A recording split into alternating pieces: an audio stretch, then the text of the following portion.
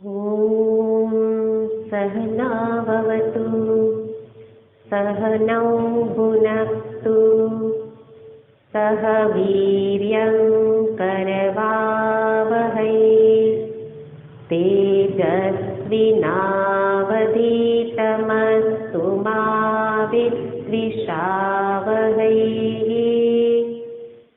ॐ शान्ति शान्ति शान्तिः। शङ्करं शङ्कराचार्यं केशवं बादरायणं सूत्रभाष्यकृतौ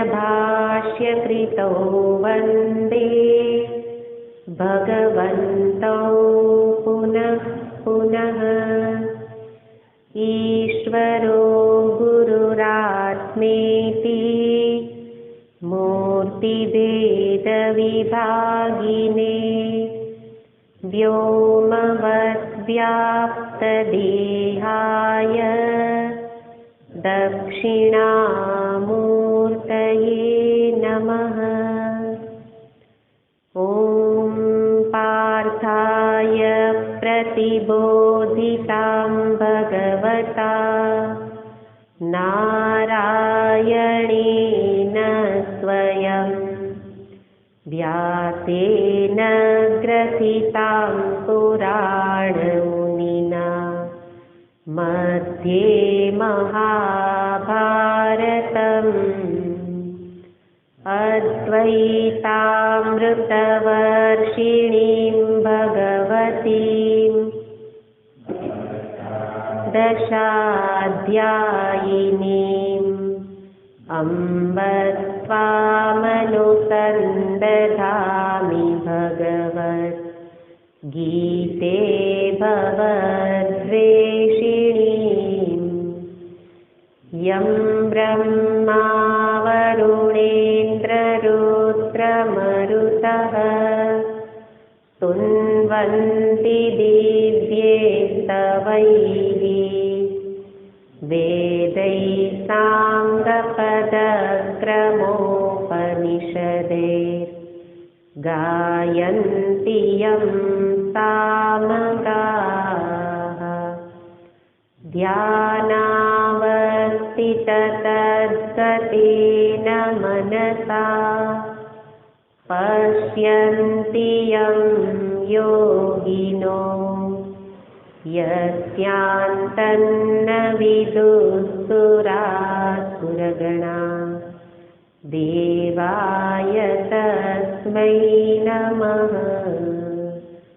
यस्यान्तन्न विदुःसुरासुरगणा देवाय तस्मै नमः।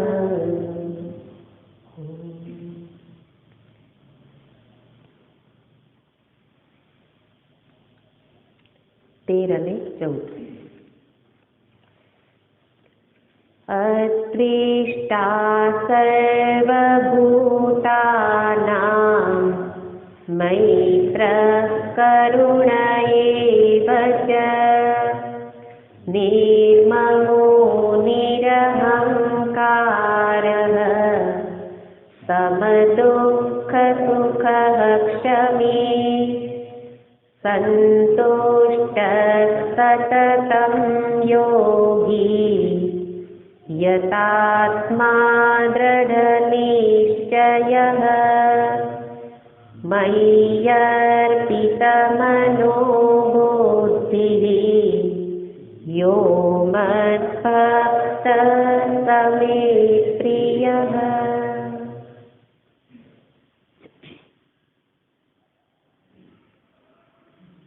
ભગવાનનો ભક્ત કેવા પ્રકારનો હોય અને હું જો ભક્ત હોઉં તો મારામાં કેવા પ્રકારનું અધિકારીત્વ જરૂરી છે એ અહીંયા ભગવાન બહુ સુંદર રીતે દર્શાવે છે। એટલે ભક્ત થવા માટે અને સાથે સાથે ભગવાનને પ્રિય થવા માટે એના ઉપાય રૂપે આ શ્લોકો છે. ગીતાજીના હાર્દ સમાન આ લક્ષણો છે. કારણ કે વ્યક્તિ જ્યાં છે ત્યાંથી એનો ઉત્કર્ષ નથી થતો, ઉન્નતિ નથી થતી. કેટલા જપ તપ સ્વાધ્યાય સત્સંગ કરવા છતાંય માનસિક પરિવર્તન થતું નથી. અને એટલા માટે ભગવાન બતાવે છે શું જરૂરી છે. તો ઉપનિષદ તો એક જ વસ્તુ બતાવે. ભગવાન તો અહીંયા વિસ્તાર કરીને બતાવે છે.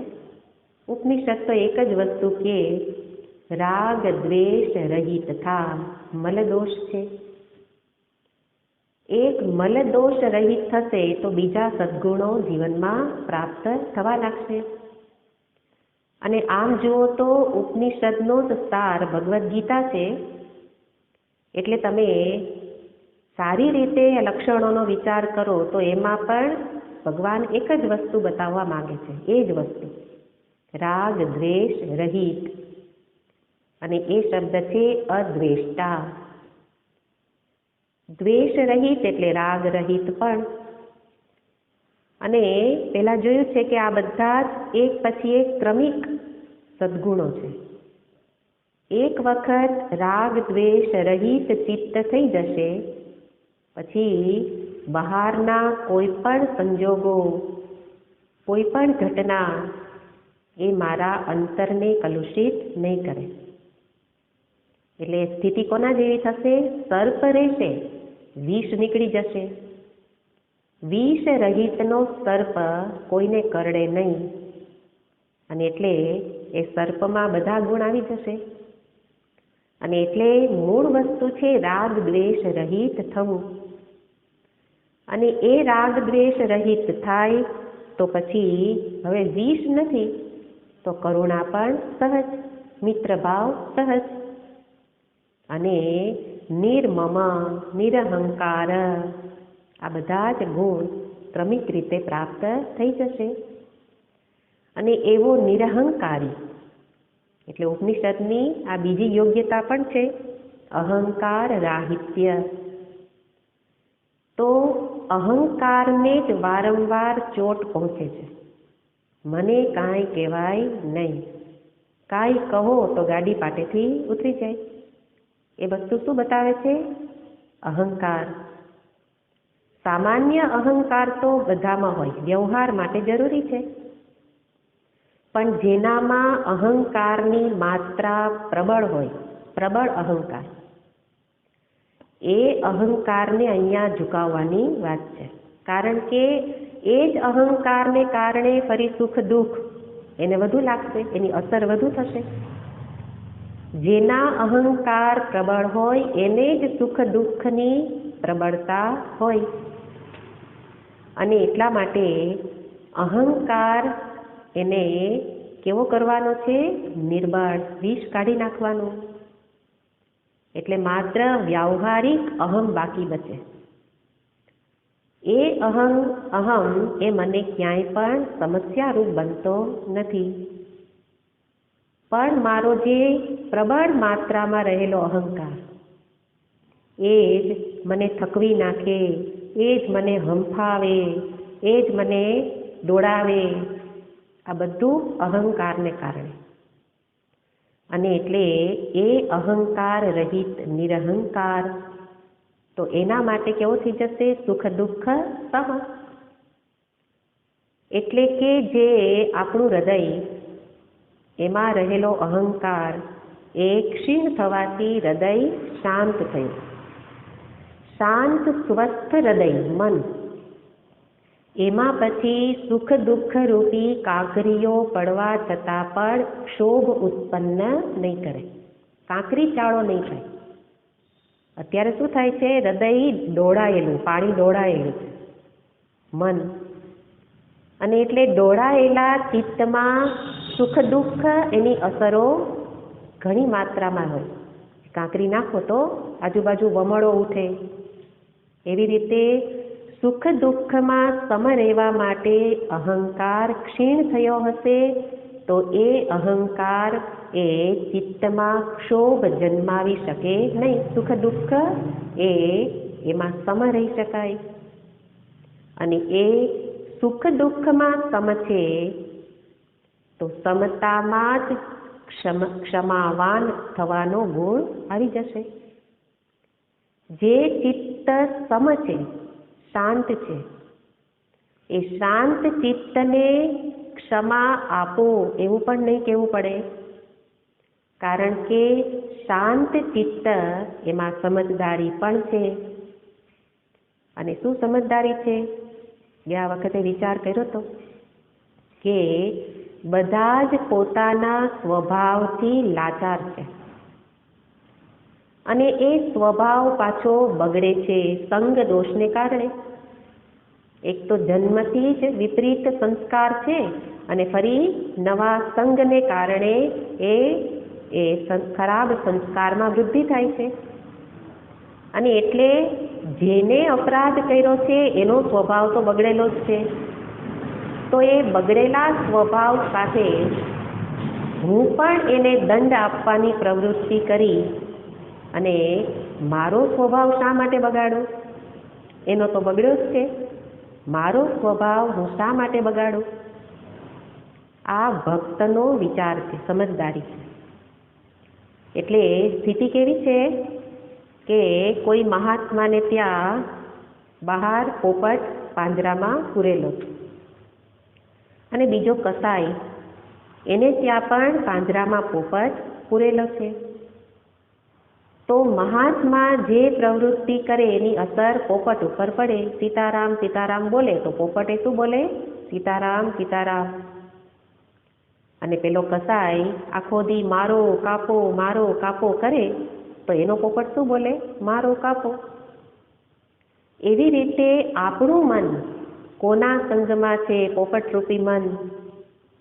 જેનો સંગ કરશે મન તરત એનું અનુસરણ કરશે. એટલા માટે તો સત્સંગ એનું મહત્વ છે. આ એક સારો સંગ છે જેનાથી મન સીતારામ બોલે અને બહાર સંસારની વાતો આ સમયે કરતા હોય તો મારો કાપો કરે. એને બરાબર છે, એને તો દંડ મળવો જ જોઈએ. એક નાની બાળકીને આવી બધી રીતે હેરાન કરી એને તો ફાંસીની સજા થવી જ જોઈએ. હે ને? અત્યારના ન્યૂઝ આવતા હોય તો ન્યૂઝ આવે એટલે આપણે શું કરીએ? મારો એને ફાંસી કરો. પણ એ મારું કામ ક્યાં છે? એ રીતના બોલીને તો મારું જ મન ખરાબ કરું છું. એનો અર્થ મેં કાંઈ એવી રીતે પણ નથી કહ્યું કે ના બિચારાને છોડી દો. કોઈ પક્ષ નહીં. જેનું કામ જે કરે, પોલીસનું કામ એ કરે, જલ્લાદનું કામ એ કરે, જજનું કામ એ કરે, બધી જ વ્યવસ્થા ગોઠવાયેલી છે. મારે શું કરવાનું છે એ મારે જોવાનું છે. એટલા માટે કોઈએ અપરાધ કર્યો તો અપરાધનો દંડ હું તો ન આપું, પણ જે દંડ આપે એમાં હાજી હા કરવાની પણ અહીંયા એ પણ ક્ષમા ધર્મ નથી. એટલા માટે પોતાના સ્વભાવને સાચવવા માટે, નહીં તો શું થશે કે અપરાધનું ચિંતન થશે. અપરાધીનું ચિંતન એટલે એના અપરાધનું ચિંતન. અને મારે શું કરવું છે? ભગવાનનું ચિંતન. તો ભગવત ચિંતન, આત્મચિંતન એનાથી સાથે નહીં થઈ શકે. એટલા માટે દંડ આપવા માટે દંડો ઉગામશે તો ક્રોધ આવશે અને ક્રોધ ફરી અપશબ્દ બોલાવશે એટલે બધું જ અપવિત્ર. આપણી બધી જ આગળ આવે છે કાર્યકરણ સંઘાત. એ કેમ વશમાં નથી રહેતું? એનું કારણ છે કે ક્ષમા ગુણ નથી. એટલે દંડ આપવા જશે એટલે દંડો ઉગામશે, ક્રોધ આવશે, એના કારણે બધું અપવિત્ર. શું થશે? દંડો ઉગામ્યો, હાથ અપવિત્ર. ક્રોધ આવ્યો, મન અપવિત્ર. અપશબ્દ બોલ્યા, વાણી અપવિત્ર. એટલે જે વસ્તુ, જે સાધન ભગવત સ્મરણ માટે આપેલા હતા એનો ઉપયોગ મેં અપરાધ માટે એને દંડ આપવામાં કર્યો. અને ગીતાજીમાં તો ભગવાન આગળ બતાવે કે એક વખત ક્રોધ જન્મે તો ક્રોધ બુદ્ધિનો નાશ કરે. ક્રોધથી બુદ્ધિનો નાશ તો બુદ્ધિ નાશાત પ્રણશ્યતિ. એક વખત ક્રોધ જન્મે તો બુદ્ધિનો નાશ, અને બુદ્ધિ તો મનુષ્ય શરીરમાં એક ઉત્તમ વસ્તુ છે, એનો નાશ એટલે મનુષ્ય જીવનનો જ નાશ, એટલે કે જીવન જ નિષ્ફળ. તો એક ક્ષમા ધર્મ અપનાવે નહીં તો જીવન નિષ્ફળ થઈ જાય, જીવનનો નાશ થઈ જાય. એટલા માટે અહીંયા ક્ષમા ધર્મને એનો વિશેષ વિચાર કરવામાં આવે છે. અને સાથે જે જ્ઞાની પુરુષ છે એ તો એનાથી પણ આગળ વિચારે છે કે સર્વત્ર આત્મભાવ છે, ઉપાધિમાં કોઈ સત્યતા જ નથી. તો એક ઉપાધિને બીજી ઉપાધિએ કંઈ પણ શબ્દો કહ્યા, કોઈ પણ અપરાધ કર્યો, એની ઉપર એની દ્રષ્ટિ જ નથી. સર્વત્ર આત્મ ચૈતન્ય પર જ જેની દ્રષ્ટિ છે એને અપરાધ જેવું લાગે પણ નહીં, એને અપમાન જેવું ન લાગે. અને એટલે ક્ષમાનો કોઈ એ ધર્મની આવશ્યકતા પણ નથી, કારણ કે ઉપાધિમાં જ સત્યતા નથી. આત્મ સ્વરૂપનું ચિંતન કરનાર તો સદાય સ્નેહ પ્રેમથી યુક્ત જ હોય, કારણ કે સ્વરૂપ કેવું છે? પ્રેમ સ્વરૂપ, આનંદ સ્વરૂપ. એ બધા વિચાર કરવાથી આ ક્ષમા ગુણ મારા જીવનમાં પ્રાપ્ત થઈ શકે. ક્ષમી અને જો ક્ષમાવાન હશે, આત્માનાત્મનો વિવેક કરી આત્મરૂપી ઉપાધિની કોઈ સત્યતા નથી એવું જે વિચારે છે, અથવા તો એક ભગવાન ઈશ્વર જ સત્ય છે એવું ભક્ત વિચારે છે, તો એના માટે સંતોષ ગુણ પણ સહજ છે. યસ્વાત્મરતિરેવ સ્યાત્ આત્મતૃપ્તશ્ચ માનવઃ આત્મની એવ ચ સંતુષ્ટઃ તસ્ય કાર્યમ ન વિદ્યતે. આત્મજ્ઞાની એ ક્યાં સંતુષ્ટ છે? પોતાના આત્મામાં જ. એટલે જેણે પોતાના આત્મ સ્વરૂપને જાણી લીધું, એને હવે બીજું કંઈ કરવાનું નથી, કંઈ જાણવાનું નથી, તો અસંતોષ ક્યાં બાકી રહે? અસંતોષના મૂળમાં છે અધૂરપ, અપૂર્ણતા. અપૂર્ણતા છે એટલા માટે ઈચ્છા થાય આ મારી પાસે નથી, એટલે અસંતોષ. પણ જેણે પોતાના પૂર્ણ સ્વરૂપને જાણી લીધું, જેને પૂર્ણનું જ્ઞાન છે, એને અધૂરપ નથી, અપૂર્ણતા નથી, તો પછી સંતોષ જ હોય, સદા સંતુષ્ટ. અને ભક્ત, તો ભક્તના માટે તો ઈશ્વર ઈચ્છા બલિયતી, ભગવાનની ઈચ્છા જ શ્રેષ્ઠ. એને જે ગમે એ કરે, મારે જગતમાં કંઈ બદલવાનું નથી. બધું જ એક સંચાલક પરમાત્મા જ સંચાલન કરે છે, એમાં મને શ્રદ્ધા છે. એટલે મારે તો કરવાનું કરી લીધું. શું કરવાનું હતું? ભગવાનની સાથે એકત્વ, ભગવત સ્મરણ. એમાં જ જેને સંતોષ છે, એને બહાર કંઈ સુધારવાની પણ આવશ્યકતા નથી, અને કોઈ અધૂરપ પણ નથી, એટલે એને પણ અસંતોષ નથી. એનું વર્તન કેવું હશે? ભગવાનની જે ઈચ્છા એ મુજબ એ પણ ચાલશે. એટલે એક કથા કહેવામાં આવે કે કોઈ મહાત્મા નાવમાં બેસીને જતા હશે, નદી પાર કરે છે, તો સાથે કેટલાક યુવાનો પણ એ નાવમાં હતા. અને અચાનક નદીનું પાણી વધવા લાગ્યું એટલે બોટમાં પાણી અંદર ઘૂસવા લાગ્યું, પાણી બધું આવવા માંડ્યું. એટલે બધા જ એકદમ ગભરાઈ ગયા. ગભરાઈને બધા થોડું જે સાધન મળ્યું એનાથી પાણીને બહાર કાઢે, જેટલું પાણી બોટમાં ભરાય પાણી બહાર કાઢે. અને મહાત્મા ઉલટું કરે, નદીમાંથી પાણી લઈને અંદર નાખે, નદીમાંથી પાણી લઈ અંદર નાખે. બધા યુવાનો એકદમ ગુસ્સે થઈ ગયા કે આ શું કરો છો? આપણે અત્યારે જીવ બચાવવા માટે પાણી બહાર કાઢીએ ને તમે પાણીને અંદર નાખો છો. તો કે ભગવાનની ઈચ્છાની જેમ હું કરું છું. ભગવાનની ઈચ્છા છે કે નદીનું પાણી આ બોટમાં આવે તો હું એને સહકાર કરું છું. એટલે બીજા બધાય કે આ કાંઈ સમજશે નહીં, થોડું કંઈક બરાબર લાગતું નથી. એટલે બધાએ પ્રયત્ન કરી અને ત્યાં બોટમાં એક કાણું પડેલું હતું, છિદ્ર, એને બૂરવાનો પ્રયત્ન કર્યો. બૂરવાનો પ્રયત્ન કર્યો એટલે ધીરે ધીરે પાણી ભરાવાનું ઓછું થયું. એટલે મહાત્માએ અંદરથી પાણી લઈને બહાર નાખવાનું ચાલુ કર્યું. તો કે આ શું કરો છો? તો કે ભગવાનની ઈચ્છા છે કે બધાને બચાવવા છે, તો હવે એની ઈચ્છામાં મારી ઈચ્છા, હવે હું પણ આ બોટમાંથી પાણી બહાર કાઢું. તો એ તો એક સાંકેતિક કથા છે કે એવી જ રીતે જીવનમાં જે ઘટના ઘટે, સુખદ કે દુઃખદ, અનુકૂળ પ્રતિકૂળ, તો એની સાથે સાથે એ પણ ગોઠવાઈ જાય.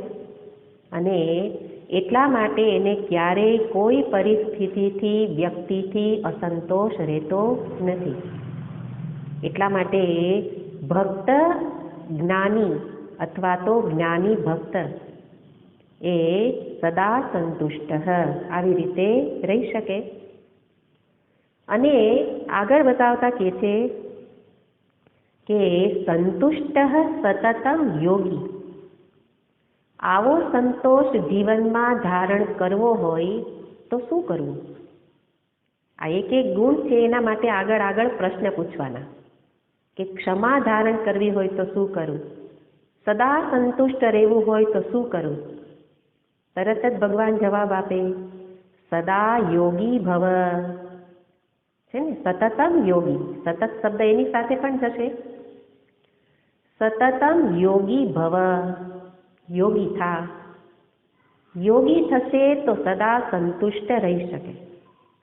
તો કે પ્રાણાયામ નથી આવડતા તો આ યોગી તો કેમ બનાય? પણ આ અધ્યાય કયો છે? ભક્તિ યોગ. એટલા માટે યોગીનો અર્થ કયો હોય? ભક્તિ યોગી. તું ભક્તિ યોગી થા. એટલે અહીંયા જ્ઞાની ભક્ત છે એટલે બંને રીતે અર્થઘટન થશે. જ્ઞાની ભક્ત થા. અને કેવો બન? એની સાથે યોગ એટલે જોડાયેલો રે. સતત આત્મ સ્વરૂપને જાણે છે તો આત્મ સ્વરૂપના ચિંતનમાં મનને જોડી રાખ. અથવા ભક્ત છો તો ભગવાનના સ્મરણમાં ચિત્તને જોડી રાખ. સદા યોગી, કોઈ પણ ઉપાયે યોગ એટલે જોડાયેલા રહેવું. એકમાં જોડાયેલા રહેવાથી બીજે અસંતોષ દૂર થઈ જશે. એટલે જોડાયેલા રહેવાનું. કેવી રીતે? મને તો ભગવાન ગમતા નથી, હે ને? એક બાળક કહેતો હતો, મને ભગવાન ગમતા નથી. એમ આપણે કહીએ ભગવાન મને ગમતા નથી, તો મન કેમ જોડાય રાખવું? તો કે રાવણને ક્યાં ગમતા હતા? કંસને ક્યાં ગમતા હતા? શિશુપાલ, હિરણ્યકશિપુ, છે ને, કોઈને નહોતા ગમતા. એવી રીતે ન ગમે તોય દ્વેષ ભાવે ચિંતન કર, શત્રુ ભાવે ચિંતન કર. કોઈ પણ ઉપાયે ભગવાનનું ચિંતન કર. એ રીતે મનને સતત એના સ્મરણમાં જોડેલું રાખ. સદા યોગી. અને યોગી થવા માટે એક જગ્યાએ ચિત્તને જોડવું પડશે. અને ચિત્ત એટલે મન તો કેટલા છે? એક. ગોપીએ કહ્યું ને, મન નહીં 10-20 ઉધો, મન નહીં 10-20. એ કહું હે જો શ્યામ સંગ ગયો. એક જ મન છે અને શ્યામની સંગ ગયેલો છે. અને તમે કહો કે હવે એ ભગવાનને જાણવાનો પ્રયત્ન કરો, પણ મારું તો મન કેટલું છે? એક જ. મન નહીં 10-20. એવી રીતે આપણે કહીએ કે પણ મન જોડાય કેવી રીતે? આખો દિવસ બધામાં ચિત્ત ઘૂમે છે, ફરે છે, તો હવે એકમાં કેમ જોડવું? એને એ મનને બતાવવું પડે કે જ્યાં જ્યાં તારો યોગ થયેલો છે ત્યાંથી વિયોગ થવાનો જ છે, ઈચ્છે કે ન ઈચ્છે. સંસારના બધા જ યોગ વિયોગગ્રસ્ત છે, આજ નહીં તો કાલ. અને એમ રોજ અનુભવ જુઓ કે જે બાળક આખો દિવસ ગમતું હોય, તેડીને ફરતા હોય, એને બાજુમાં સુવડાવો, થોડીક વાર પકડીને રાખો, જેવી ઊંઘ આવી અને બાળક છૂટી જાય. જે બાળક સાથે મન જોડાયેલું હતું સુષુપ્તિમાં પણ જોડાયેલું રહેતું નથી. તો સુષુપ્તિ એક અનુભવ એવો છે જે મને સમજાવે કે મન ક્યાંય કોઈ સાથે કાયમ જોડાઈને રહી શકે નહીં. એટલા માટે એ બધા જ યોગ એનો વિયોગ કરવો પડે, સંયોગનો વિયોગ. એટલે જ્યાં જ્યાં મન જોડાયેલું છે, સંયોગ થયેલો છે, ત્યાંથી મનને પાછું વાળી અને ભગવત ચિંતનમાં જોડો. કમસે કમ સત્સંગ વખતે તો એ યોગ કરવો જ પડે, તો જ પછી બીજા સમયમાં થઈ શકે. એટલા માટે અહીંયા કહે છે કે બીજેથી મનને છોડાવો. યોગી થવા માટે ભગવાનમાં જોડવું એટલું જ નહીં, ને તો અત્યારે ભગવાનમાં તો જોડવાનો પ્રયત્ન કરીએ જ છીએ, પણ સતત યોગી નથી. ને થોડી વાર અહીંયા મન દે, થોડી વાર બીજાનો વિચાર કરે. ભગવાનની ઈચ્છા તો સતતની છે, સદા. એટલા માટે મનને વારંવાર જગતની વાસ્તવિકતાનો વિચાર કરાવવો જોઈએ. હમણાં જ કીધું, બધું જ વિયોગગ્રસ્ત છે, તો શા માટે એમાં મનને જોડું? ભોગે રોગ ભયમ વિત્તે નૃપાલાત ભયમ સર્વમ ભયાન્વિતમ, ભર્તૃહરિજી મહારાજે કહ્યું. એટલે ત્યાં બધા જ ભય બતાવ્યા છે, અને ભય બતાવે તો આપણે ત્યાંથી પાછા ફરીએ ને. ભોગમાં એકદમ રચ્યા પચ્યા હોઈએ, ભોગગ્રસ્ત, એને બતાવવામાં આવે કે અતિશય ભોજન, સ્વાદિષ્ટ વસ્તુઓ વધારે પ્રમાણમાં લઈશ તો રોગ થશે, તો રોકાઈ જાય. એવી રીતે ધન ભેગું કરવામાં પડેલો હોય એને ચોરનો ભય બતાવવો પડે. બધું જ ભયથી અન્વિત છે, પણ વૈરાગ્ય મેવા ભયમ, એક વૈરાગ્યમાં જ અભયતા છે. એવી રીતે જ્યારે મન સમજે ત્યારે જ મન ત્યાંથી પાછું ફરે અને એકમાં મન જોડાઈ જાય. એવી રીતે સદા યોગી એ થવા માટે જરૂર તેની છે? દ્રષ્ટાંત છે કે જહાજ પર ઉડતું પંખી. આપણે ઘણીવાર બોટિંગ કર્યું હોય ને, બેટ દ્વારકા જતી વખતે તો બધાય મોટા ભાગે ગયેલા જ હોય. તો હવે પક્ષી જહાજ ઉપર બેસી ગયું અને એની આજુબાજુ ઘૂમે છે. એની આજુબાજુ ઘૂમે પછી જાવું ક્યાં? આજુબાજુ તો પાણી છે, એટલે થાકીને પછી બેસે ક્યાં? જહાજ ઉપર. જહાજ કા પંછી પૂની પૂની જહાજ પે આયે, ફરી ફરીને ત્યાં જ બેસવાનું છે. એવી રીતે ચિત્તને આજુબાજુ, ભગવાનની આજુબાજુ જ ફરતું રાખવું, એને શું કહેવાય? યોગી. કોઈ પણ ઉપાય કરી અને આ રીતે યોગી થાઓ. ભક્તિ યોગી, જ્ઞાન યોગી, જેમાં મને રસ પડે. અને એવી રીતે જે યોગી છે પોતાના એ ભગવત સ્મરણમાં જોડી રાખે અને સાથે એનાથી આગળ લક્ષ્ય ચિંતનમાં મનને જોડી રાખે. આત્મ સ્વરૂપનો વિચાર કરતા કરતા મારું લક્ષ્ય નિશ્ચિત થયું કે આત્મ સ્વરૂપમાં જ સ્થિતિ મેળવવી છે. તો યોગ કોની સાથે? લક્ષ્ય સાથે. સતત લક્ષ્યનું વારંવાર સ્મરણ કરું તો ભટકી ન જવાય. અને સાથે જગતના મિથ્યાત્વનો નિશ્ચય, મિથ્યાત્વ બુદ્ધિ એ વારંવાર કરવું તો જગતમાં યોગ નહીં થઈ જાય, ફસાઈ નહીં જવાય. આ પ્રકારે સ્મરણ બનેલું રહે એને કહેવાય સતતમ યોગી. મનને તો જોડવું છે, પણ આ મન તો કેવું છે, માંકડું, કુદાકૂદ કરે. કેવી રીતે જોડવું?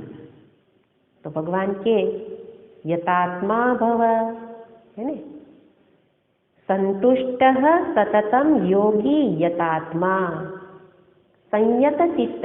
ભાષ્યકાર કહે છે આત્મા શબ્દ આવે એટલે તરત આપણે ઓલું આત્મચૈતન્ય અર્થ લઈ લઈશું. એટલે ભાષ્યકાર કહે છે આત્માનો અર્થ ચિત્ત, યતાત્મા એટલે સંયત ચિત્ત.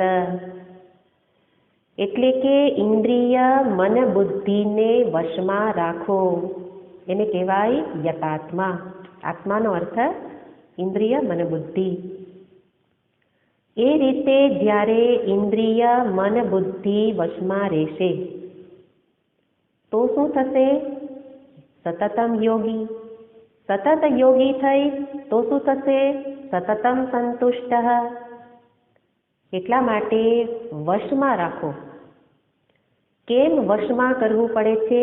કારણ કે એનો સ્વભાવ છે પરાંચિખાની વ્યતૃણત સ્વયંભૂ. બ્રહ્માજીએ એવી રચના કરી છે કે બહાર જ જાય. ઉપનિષદ કહે છે કે બ્રહ્માજીએ ઇન્દ્રિયોને કેવી બનાવી દીધી? જે બહાર જ ભમે. ઇન્દ્રિયાણામ વિચરતામ યન્મનોનું વિધીયતે તદસ્ય હરતિ પ્રજ્ઞામ વાયુર્નામ ઇવ અંબતી. હે ને, ત્યાં આખો ક્રમ બતાવ્યો કે બ્રહ્માજીએ તો ઇન્દ્રિયને બહિર્મુખ બનાવી. મન ક્યાં? તો કે ભગવાન કહે કે ઇન્દ્રિય જાય ત્યાં મન જાય, મન જાય ત્યાં બુદ્ધિ ખેંચાઈ જાય. એમણે ક્રમ બતાવ્યો. એટલા માટે ઇન્દ્રિય ક્યાં જાય છે? ઇન્દ્રિયાણામ હિ ચરતામ, ચરવા જાય છે. ત્યાં શબ્દ વાપરો, ઇન્દ્રિયાણામ હિ ચરતામ. શું ચરવા જાય? વિષય. ઇન્દ્રિય એના વિષયોમાં ચરવા જાય. જો છૂટી મૂકો તો ગાય ભેંસ સચવાય નહીં, ભાગવાના છે. ક્યાં જશે? જ્યાં લીલું ઘાસ દેખાય ત્યાં જ જશે. એટલા માટે દરવાજો બંધ રાખો, નહીં તો ગાય ભેંસ આવી જશે, ઘેટા બકરા ચરી જશે. આપણી ઇન્દ્રિય પણ એવી જ છે કે જો છૂટી મૂકી તો એના વિષયમાં બેફામપણે એ વર્તન કરશે. કોણ વર્તન કરશે? જેણે આખું જીવન ઇન્દ્રિયને વશમાં રાખવા માટે સાધના કરી, એની ઇન્દ્રિય પણ બેકાબુ બની જશે. કારણ કે અનાદિ જન્મોના સંસ્કાર છે. એટલા માટે ઇન્દ્રિયને વશમાં રાખો તો મન એનું અનુસરણ કરશે અને બુદ્ધિ એની પાછળ જ જશે. એટલા માટે પ્રારંભ બહારથી, ઇન્દ્રિયથી. ઇન્દ્રિયના દ્વારને બંધ રાખો. સંપૂર્ણ બંધ રાખવાથી વ્યવહાર નહીં થાય. એટલે જ્યારે જરૂર પડે એટલી જ વાર દ્વારને ખોલવાના, બાકી બંધ. તો કે આખો દી આંખ થોડી બંધ રખાય છે. જોવું હોય ત્યારે ખોલવાની, પછી બંધ, એવું તો થાય નહીં. બંધનો અર્થ છે એ બાજુ જોવાનું નહીં. કઈ બાજુ? મારું લક્ષ્ય છે એ તરફ ઇન્દ્રિયને જોડી રાખવું. યોગી. એટલા માટે ઇન્દ્રિય મન બુદ્ધિને વશમાં ન રાખવું. તો હમણાં જ મેં કીધું કે સામાન્ય સાધકની વાત તો ક્યાં છે? પરમ ભક્ત પણ વિષયોમાં ખેંચાઈ જતા વાર લાગતી નથી. નારદજીનું દ્રષ્ટાંત છે, આપણું જાણીતું દ્રષ્ટાંત છે કે કોઈ વાર ભગવાન નારાયણ સાથે નારદજી બંને જતા હશે અને રસ્તામાં નારદજી નારાયણને કહે છે કે ભગવાન, પ્રભુ મને આપની માયાનું દર્શન કરાવો. માયા વિશે તો બહુ સાંભળ્યું છે, પણ કદાચ નારદજીએ તત્વબોધ નહીં ભણ્યા હોય. એમાં તો કીધું છે કે માયા કેવી છે? અનિર્વચનીય, હે ને. એટલે એ કાંઈ એને કાંઈ જણાવી ના શકાય. તો કે મારે તો માયાનું દર્શન કરવું છે. માયાનું દર્શન કરવું. ભગવાન કે તથાસ્તુ. પેલા એમ કર કે મને પાણીની તરસ લાગી છે, અહીંયા તળાવ દૂર થોડું હશે, કારણ કે પંખીઓ ઉડે છે એટલે તળાવ હશે, ત્યાંથી પહેલાં પાણી લઈ આવો, ત્યાંથી લઈ આવો પાણીને હું પી લઉં, પછી માયા બતાવું. તો કે તો બરાબર, હમણાં પાણી લઈને આવું. પાણી લેવા માટે તળાવમાં ગયા તો ત્યાં કોઈક 16 વર્ષની દીકરી એમાં ડૂબતી હતી. પાણીમાં ડૂબે છે અને નારદજી તો સંત છે એટલે તરત જ કૂદકો મારી અને એમણે એને બચાવી લીધી. બચાવીને કિનારે બેસાડી દીધી. કેમ કે આવું કામ કરાય? તો કે મને બચાવી કેમ? મારા જીવનમાં કોઈ નથી, માતા પિતા નથી, ભાઈ બહેન નથી, મારે કોના સહારે જીવન જીવવું? મને મરવા દો. તો કે હું મરવા ન દઉં. તો કે કાં મરવા દો કાં મારો સહારો તમે થાઓ. હે ને? તો નારદજી કે આશ્રય તો આપવો જ પડે, મેં બચાવી છે. આશ્રય આપ્યો અને મન એમાં મુગ્ધ થઈ ગયું. મન મુગ્ધ થઈ ગયું અને નારદજીને કેટલા વર્ષો નીકળી ગયા એનું ભાન ન રહ્યું. 12 બાળકો થઈ ગયા અને સંસાર માંડી દીધો. ત્યાં વર્ષો નીકળી ગયા. આપ તો સુખના દિવસો તો જલ્દી પસાર થઈ જાય. એટલે ભગવાને એમને સાદ કર્યો, નારદ પાણી લઈ આવે છે કે નહીં? મને તરસ છીપાવવા માટે પાણી લાવ. અને નારદજી એકદમ જ યાદ આવ્યું કે મને ભગવાન અવાજ કરે છે, અને યાદ આવી ગયું કે હું તો પાણી ભરવા ગયેલો હતો. અને ત્યાંથી એકદમ જ પાણી લઈને જલ્દી દોડતા આવ્યા અને ભગવાનની ક્ષમા માંગી. ક્ષમા પ્રભુ, આપને મેં તરસા રાખ્યા. તો કે જોઈ લીધી માયા? તો કે કઈ માયા? તો કે અત્યારે તમે જ્યાં ફસાયા હતા એ શું હતું? માયા જ હતી. તમે ઈચ્છા કરી કે માયા જોવી છે એટલે મેં આપને માયા બતાવી. હવે પાછા ફરો નારાયણનું નામ લેતા લેતા આ માર્ગે. એટલે ખાલી ફેર એટલો પડે કે જેટલી સાધના દ્રઢ થયેલી હોય એટલા જલ્દી પાછા માર્ગે આવી શકાય. અને સાથે જેની સાધના દ્રઢ હોય એને સામેથી ભગવાન બોલાવે. એને એ રસ્તો ભૂલી ગયેલો હોય તો ભટકતાને પાછો સાચા માર્ગે પ્રભુ કૃપાથી પાછો માર્ગે આવી જાય. તો વિચાર કરો કે આવા પરમ સંત એ પણ જો માયાના ચક્કરમાં ચડી જાય તો આપણે તો હજી પ્રારંભ કરીએ. એટલા માટે પાછા કોને બોલાવે? જે એની શરણમાં હોય. અને એટલા માટે સતત એની શરણમાં રહું તો ભગવાન મારું વરણ કરે. યમે વૈશ વૃણુતે તેન લભ્યઃ. પણ વરણ કોનું કરે? જે એની આસપાસ ફરતો હોય એ જ પસંદ પડે ને. આપણને કોણ ગમે? જે સેવા કરે, જેને પ્રેમ છે, આપણને પણ એ જ ગમે. એવી રીતે ભગવાન પણ એ જ કહે છે કે તું મારી સમીપ રહેશે તો તારા ઇન્દ્રિય મન બુદ્ધિ બહાર ભટકશે નહીં. યથાત્મા થવા માટે ભગવત ચિંતનમાં મનને જોડી રાખવું, ઇન્દ્રિય મન બુદ્ધિ.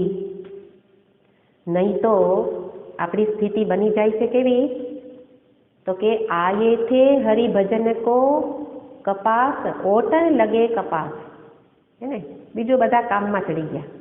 હરિભજન કરવા જન્મ પ્રાપ્ત થયેલો હતો અને નારદજીની જેમ આ સંસારમાં જ બધું સત્ય માની અને એમાં જ મનને ફેરવ્યા કરીએ. ઘાસ ચરવા છૂટી મૂકેલી ઇન્દ્રિય, પાછળ મન, પાછળ બુદ્ધિ, અને પછી પ્રણશ્યતિ, બુદ્ધિ નાશાત પ્રણશ્યતિ. તો વિનાશ થાય છે. કોનાથી? મારા જ કારણે. એટલા માટે ઇન્દ્રિયને પરવશ થવાને બદલે ઇન્દ્રિયોને વશમાં રાખવું. મારું મન કે એમ કરવાને બદલે હું કહું એમ મારું મન કરે એને કહેવાય યથાત્મા.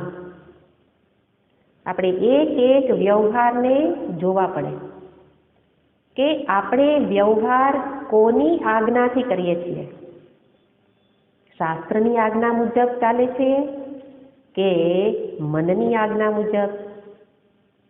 જો મનની આજ્ઞા મુજબ ચાલીશું તો વિનાશ, અને શાસ્ત્રની આજ્ઞા મુજબ તો ઉન્નતિ.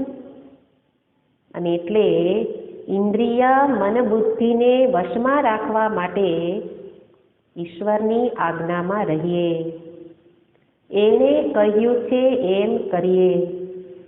તો કે વાત તો સાચી, યથાર્થમાં તો થવું છે, પણ શું કરું? યથાર્થમાં થવા માટે શું કરું? તો ભગવાન કે ઉત્તર હાજર જ છે. દ્રઢ નિશ્ચય, નિશ્ચયને દ્રઢ કર. યથાર્થમાં થવું છે, વશ કરવું છે, તો નિશ્ચયને દ્રઢ કરવો પડશે.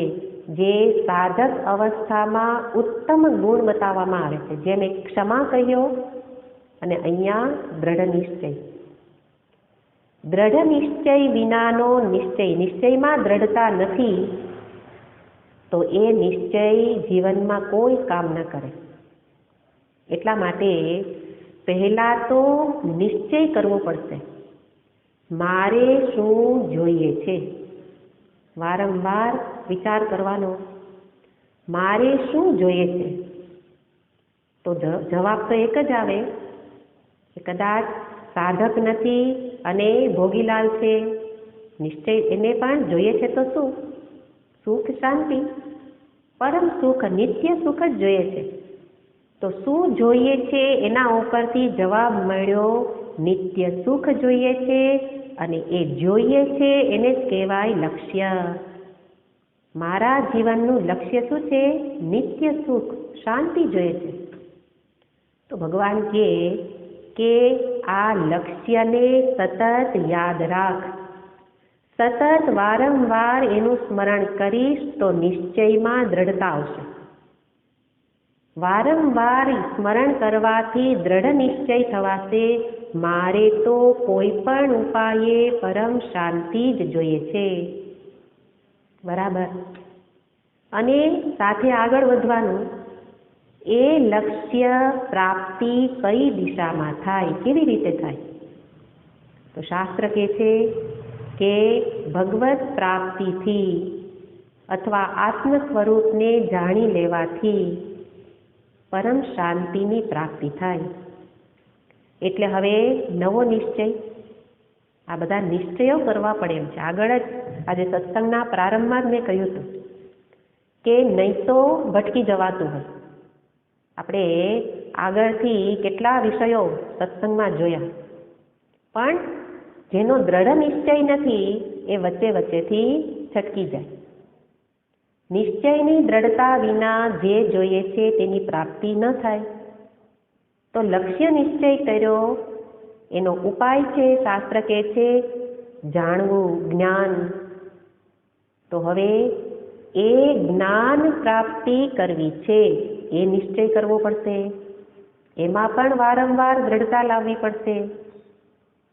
અને કદાચ હું ભક્ત છું, ભગવત પ્રાપ્તિ કરવી છે, તો એના માટે વિચાર કરવો પડે કે ભગવાન જ મહાન છે, એ જ શ્રેષ્ઠ છે, એ જ મારા પ્રિય છે. આ વિચાર કરીને આ નિશ્ચય કે ઈશ્વર જ મને પ્રિય છે, એ જ સૌથી મહાન છે, એ સર્વજ્ઞ સર્વશક્તિ છે. આ બધું જાણીને વારંવાર વાગોળીને આ બધા નિશ્ચયોને દ્રઢ કરવા પડે. તો બીજેથી કહ્યું ને યથાર્થમાં નથી થવાતું. બીજે મન બુદ્ધિ કેમ ભાગે છે? એનું કારણ છે કે બીજે સત્યતા લાગે છે, બીજે સુખ દેખાય છે. એટલે એક વાક્ય છે કે વસ્તુ પક્ષપાતો હિ ધિયામ સ્વભાવઃ. વસ્તુ પક્ષપાતો હિ ધિયામ સ્વભાવઃ. આપણી બુદ્ધિનો સ્વભાવ છે વસ્તુ પક્ષપાતી. એટલે કે વસ્તુમાં જ્યારે સત્યતા દેખાય એ જ તરફ ભાગવું એ બુદ્ધિનો સ્વભાવ છે. તો હમણાં જોયું કે સત્ય પરમાત્મા છે, એ જ પ્રિય છે, એ નિશ્ચય ન થાય તો બીજે સત્યતાનો નિશ્ચય જે અત્યારે છે તો બુદ્ધિ ત્યાં ભાગે, યથાર્થમાં નથી થવાતું. એનું કારણ સત્યતાનો નિશ્ચય ત્યાં કરેલો છે. પ્રિયતાનો નિશ્ચય બીજે કરેલો છે. સંસારમાં બધું પ્રિય લાગે છે. જ્યાં પ્રિયતા, જ્યાં સત્યતા દેખાય એ નિશ્ચય દ્રઢ છે. હવે એ નિશ્ચયને બદલવા વારંવાર, એટલે તો શ્રવણ, વારંવાર સત્સંગ કરવો પડે. અને શાસ્ત્રના શ્રવણથી મને એ સમજાય કે સત્ય વસ્તુ શું છે, મહાન કોણ છે.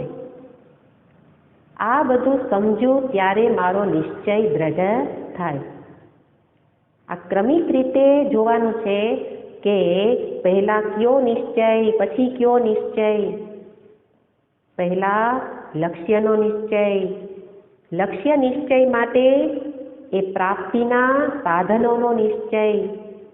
એ પ્રાપ્તિના સાધનો માટે જેની પ્રાપ્તિ કરવી છે એનો નિશ્ચય. ભગવાનનો નિશ્ચય કે કેવા છે. અને સાધન ક્યાં છે? તો કે સાધન ચતુષ્ટય સંપત્તિ વૈરાગ્ય. તો એ જીવનમાં લાવવાનો નિશ્ચય. સાધન ચતુષ્ટય નથી એનું કારણ નિશ્ચય જ નથી કર્યો, તો એ લાવવા છે એ નિશ્ચય. અંતરમાં આ બધા મૂલ્ય, આ અહિંસા ઇત્યાદિ જે મૂલ્યો છે એ જીવનમાં લાવવા છે એ નિશ્ચય. આ બધા નિશ્ચયો કરવાના. આપણે કેટલાય નિશ્ચયો હમણાં જોઈએ કે આપણે ક્યાં ક્યાં નિશ્ચયો કર્યા હે ને. નિશ્ચય તો બુદ્ધિ છે એટલે કરવાની જ છે, પણ નિશ્ચય ક્યાં કરવાના છે. તો મૂલ્ય જીવનમાં આવે, જીવન મૂલ્યનિષ્ઠ હોય, કોઈ પણ ભોગે મૂલ્યની સાથે બાંધછોડ નહીં કરું એ નિશ્ચય. સાથે થોડું ઘણું જ્ઞાન છે તો હવે એને દ્રઢ કરું કે પરમાત્મા જ સત્ય છે, જગત મિથ્યા છે એ નિશ્ચય. વારંવાર વાગોળવાનો, દ્રઢ કરવાનો. જગતમાં કંઈ સત્ય નથી, બધું જ મિથ્યા છે એ નિશ્ચયને દ્રઢ કરું. અને સાથે આ બધા જ નિશ્ચયો કરાવનાર શાસ્ત્રનો સ્વાધ્યાય, એ પ્રતિદિન કરવાનો નિશ્ચય. કોઈ પણ ભોગે શાસ્ત્ર સ્વાધ્યાય નહીં છોડું, સત્સંગ નહીં છોડું. મહાત્માઓના જીવન એટલે કેટલાકને તો મેં જોયા હોય, અને પૂજ્ય સ્વામીજી હમણાં જ એકવાર હું વાત કરતી હતી, એના જેવી બીમારી તો કોઈને નથી જોઈ. પણ એટલી બીમારીમાં વ્હીલચેરમાં બેસે, પોતાના શરીરનું ભાન ન હોય એવી અવસ્થામાં સત્સંગમાં હાજર, સ્વાધ્યાય કરાવે. એમાં ક્યાંય ખબર ન પડે કે એમને શરીરમાં કેટલી બીમારી છે. ત્યારે આપણે પહેલાં જ નિશ્ચય કરી લીધો છે, શું? શરીર સારું છે ત્યાં સુધી કરશું, પછી તો થવાનું છે નહીં, પછી તો દીકરા સાથે રહેવું પડે, પછી તો આમ જવું પડે. કોણે કીધું? મારા મનનો નિશ્ચય છે. એક વખત નિશ્ચય દ્રઢ હોય તો આત્મબળ વધે. આત્મબળ વધે તો હું ધારું એ કાર્ય કરી શકું. એના માટે કોઈ ઉંમરનો બાધ નથી, કોઈ વૃદ્ધાવસ્થાનો બાધ નથી, કોઈ રોગનોય બાધ નથી. મહાત્માઓના જીવન રોજના નિયમ એમની એ છેલ્લી અવસ્થા સુધી કરતા હોય. પાઠનો નિયમ, સ્વાધ્યાયનો નિયમ, જપનો નિયમ. તો આ બધા નિશ્ચયોને દ્રઢ કરું કોઈ પણ ઉપાય.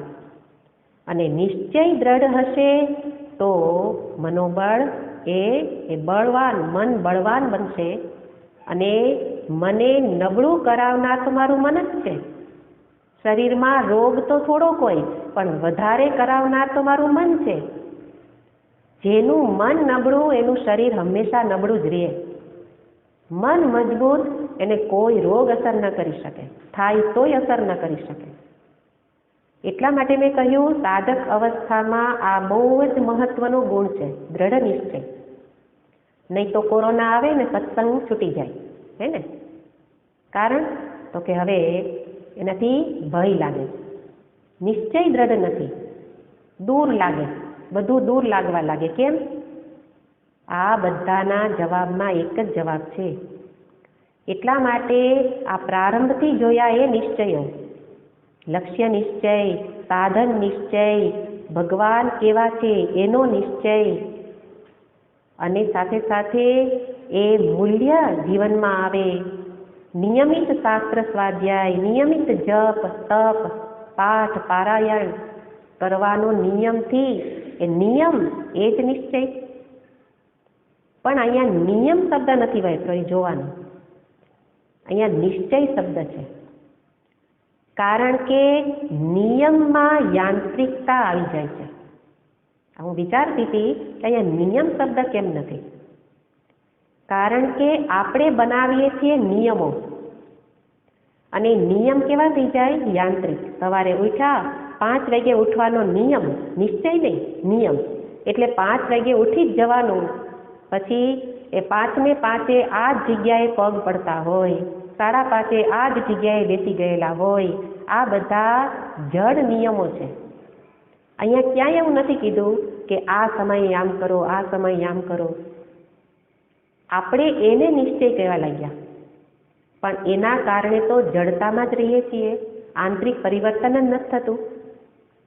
એને બદલે નિશ્ચય કયો હોય? આ મેં ક્રમ બતાવ્યો કે જપ એ ઉત્કૃષ્ટ છે, પણ જપથી પણ વધુ શ્રેષ્ઠ શાસ્ત્રનો સ્વાધ્યાય છે. તો એ નિશ્ચય કરું કે એનો ક્રમ બદલી નાખું. એને બદલે ના, મારે 7 વાગે તો જપનો ટાઈમ છે, પૂજાનો ટાઈમ છે, મારાથી સવારનો સત્સંગ કરી શકાય નહીં. એ નિયમ છે, એ નિશ્ચય નથી. એટલા માટે યાંત્રિકતા તો શાસ્ત્રમાં ક્યાંય બતાવતા નથી, એ તો જડતા છે. પણ આપણે બાહ્ય આચાર વિચારમાં, બાહ્ય આચાર વ્યવહારમાં નિયમ બનાવીએ છીએ. આ જ ખાવું, આટલા જ વાગે ઉઠવું, આવી જ રીતે બોલવું, હે ને? એવા કોઈ નિયમ શાસ્ત્રમાં નથી બતાવ્યા.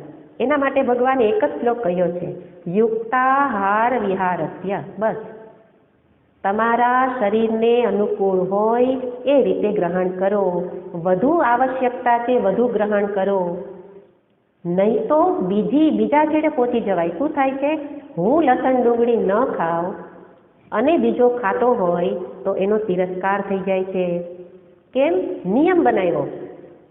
આ નિયમને કારણે આપણું મન જડ થઈ ગયું, એટલે ચેતન તત્વને જાણવા માટે સમર્થ નથી. પણ હમણાં કીધું આ નિશ્ચયો, અને સાથે શ્રેષ્ઠ નિશ્ચય છે, હું ક્યાંય બહાર સુધારવાને બદલે મારા સ્વભાવને સુધારવા માંગુ છું. આ મન સુધારવાનો નિશ્ચય, સ્વભાવ સુધારવાનો નિશ્ચય. અને એ એટલા નિશ્ચય, આ બધા નિશ્ચયો મારું રક્ષણ કરે, મને બીજા માર્ગે જતા રોકે. આગળ કહ્યું ને, યથાર્થમાં નથી તો નારદજીની જેવું સ્થિતિ થઈ જાય, હે ને? બીજા માર્ગે ચડી જવાય. પણ જો દ્રઢ નિશ્ચય હોય તો સીધા માર્ગે જ ચાલીએ. લક્ષ્ય છે એને અનુકૂળ હોય એ જ વ્યક્તિનો સંગ, એ જ મારો સંબંધ, એ જ શાસ્ત્રનો સંબંધ. લક્ષ્યથી વિપરીત શાસ્ત્રનો સ્વાધ્યાય પણ નહીં. એટલા માટે એ પણ સાથે સાથે જોવાનું છે. અને મને સાચી દિશામાં રાખનાર વ્યક્તિનો સંગ કરું. આ બધા જ નિશ્ચયો એ મારા જીવનને યોગ્ય દિશામાં રાખે, સાથે યથાર્થમાં પણ બનાવે. અને એટલા માટે અહીંયા બતાવે છે કે આ બધા નિશ્ચયોને રોજ રોજ પાક્કા કરવા પડે. પાક્કો કરેલો નિશ્ચય જ જીવનને સફળ બનાવી શકે. કાચી નિષ્ઠા વિષ સમાન છે એવું કહેવાય. નિશ્ચય એને જ અહીંયા નિષ્ઠા, દ્રઢ નિશ્ચય એને જ નિષ્ઠા એ શબ્દ પ્રયોગ પણ કરી શકાય. કાચી નિષ્ઠા, કાચી નિષ્ઠા એ વિષ સમાન છે. એટલે મને ક્યાંય ન રાખે. નક્કી કર્યું એ દિશામાં ન જાઓ, અને જે દિશામાં ચાલતા હતા એમાં હવે જવાતું નથી. પેલા ભોગમાં તો રથ હતા, હવે ભોગે થતો નથી, યોગે થતો નથી. એટલે બાવાના બે બગડે. એટલા માટે જે દિશામાં લક્ષ્ય છે, મારે શું જોઈએ છે, પહેલો જ નિશ્ચય જોયો, મારે ભોગ જ જોઈએ છે, તો તમે એ કરો. બધાને સ્વતંત્રતા છે, પણ સાથે નિશ્ચય કર્યો મારે તો પાછી પરમ શાંતિ પણ જોઈએ, તો કે એ ભોગના માર્ગે નહીં મળે. એટલા માટે આ પ્રકારના નિશ્ચયો એમાં પણ સાથે વિચારવાનું કે એવા નિશ્ચયો માટે નિયમ બનાવ્યા હોય. પેલા નિશ્ચયો જોયા, કેવા કેવા નિશ્ચય, અને એના માટે જે નિયમ બનાવ્યા એમાં ઘણીવાર બાંધછોડ કરવાનો વારો આવે. કારણ કે અનિવાર્ય પરિસ્થિતિ કોઈક જ વાર હોય. આપણે તો વારંવાર લઈ આવીએ, આમ હતું, મહેમાનો આવી ગયા એટલે આમ થયું, પણ નિવારી શકાય હોય છે, બધાને નિવારી શકાય. કોઈક જ પરિસ્થિતિ હોય, ભાગ્ય જેવી ઘટના ઘટે ત્યારે હું મારા નિયમને, મારે આ નિયમ જે હમણાં જોયા એ નિયમને છોડવા પડે. જપનો નિયમ બદલવો પડે. જપ ન થયા, પાઠ ન થયો, કોઈક વાર સત્સંગ ન થયો, ત્યારે શું થાય? મનમાં ગ્લાનિ થાય, હતાશા, નિરાશા આવે.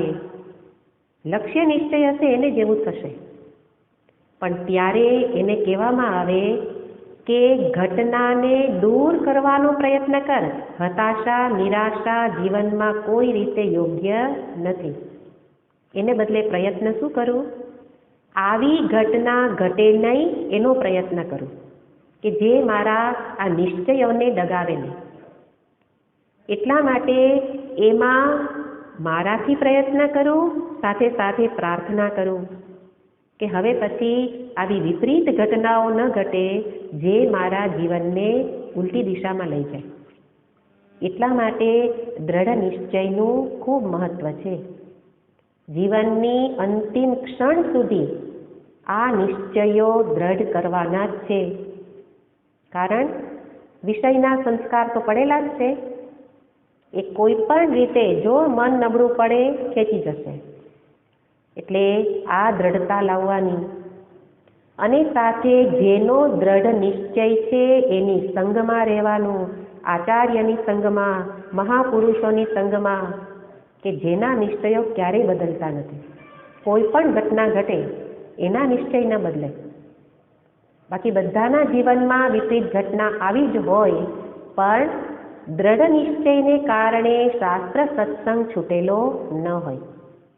તો એવી વ્યક્તિનો સંગ કરું, એના ઉપાયો જાણું અને શ્રદ્ધાપૂર્વક જીવનમાં લાવું.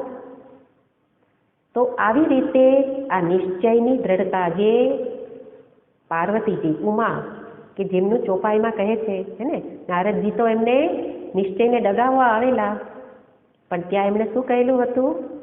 બરવું શંભુ નત રહું કુંવારી. તમે ગમે એટલું કહો, શંભુ ગમે તેવા હોય, પણ વરિષ્ઠ તો શંભુને જ.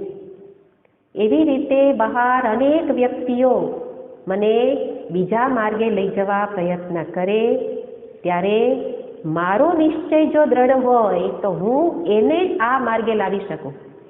એને બદલે આપણી સ્થિતિ કેવી થઈ જાય? એના માર્ગે આપણે જતા રહીએ. દ્રઢતા નથી. દ્રઢતા હોય તો આપણા માર્ગે એને ખેંચી શકો. તમારું જીવન જ બીજાને પ્રેરણા કરે. એવી રીતે નિશ્ચયમાં વારંવાર દ્રઢતા.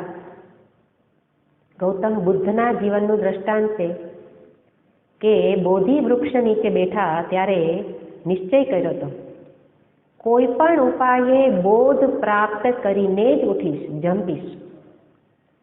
ત્યાં કહે છે કે આ પથ્થરો એમાંથી વર્ષા વરસવા માંડે, આજુબાજુના પહાડોમાંથી અગ્નિ વરસવા માંડે, કે વીજળી માથે પડે.